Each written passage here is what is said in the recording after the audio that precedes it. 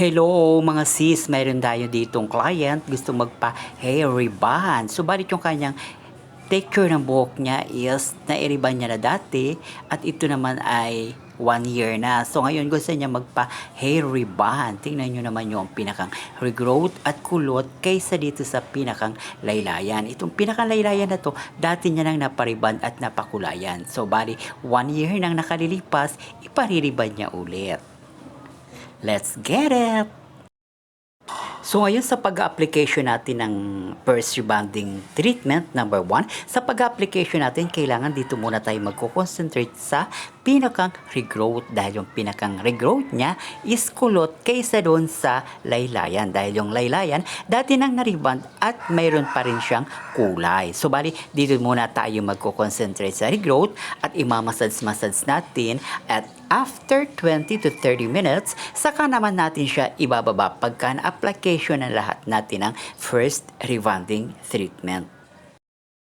After nating ma-applyan, simula dun sa regrowth, ibababad muna natin ng 30 to 35 minutes para sa ganon mag-active agad yung kanyang hair rebonding dun sa regrowth. At pagkatapos na nating naibabad, ibababa natin yan para sa ganon magpantay-pantay lahat yung pagkaka-application ng rebonding. So ngayon, after 30 minutes na naibabad yung pinakang regrowth, heto na tayo ngayon at ibinaba na natin doon sa pinakang laylayan. At pagkatapos nating maibaba hanggang doon sa pinakang laylayan, another 30 minutes ulit tayo para sa ganon, magpantay-pantay na lahat ang pagkaka-application ng kanyang first rebonding treatment, number 1. So ngayon, pagkatapos nating maibabad ng 30 minutes, ang gagawin naman natin ngayon, binanlawan, walang shampoo at walang conditioner. At pagkatapos nating babanlawan, magsisimula na tayong mag-blower hanggang sa ito ay matuyo. At kapag ito ay tuyong-tuyo, dito na tayo magsisimulang mag-plancha. So ngayon, tayo ngayon ay magpa-plancha. Sa pagpa-plancha natin, dito tayo magko-concentrate sa pinakang regrowth dahil yung regrowth ay medyo kulot kaysa dito sa pinakang laylayan. Kaya dito tayo magko-concentrate sa regrowth.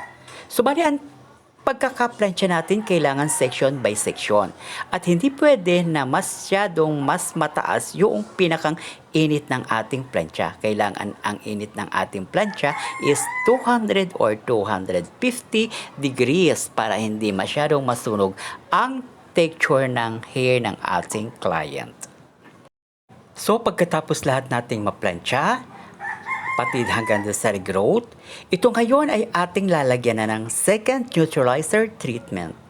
At pagka nalagyan natin to lahat ng second neutralizer treatment, ito naman ay ating ibababad ng 30 minutes para sa ganon magpantay-pantay at mas malambot ang texture ng kanyang hair. So ngayon, nalagyan na natin ng second neutralizer treatment. So ngayon, ibababad natin ng 30 minutes ang neutralizer treatment. At pagkatapos nating maibabad ang second neutralizer treatment, ito naman ngayon ay ating babanlawan na ang gagamitin lang natin ay conditioner. At pagkatapos ito, i-blower na natin at ito ay patutuyuin.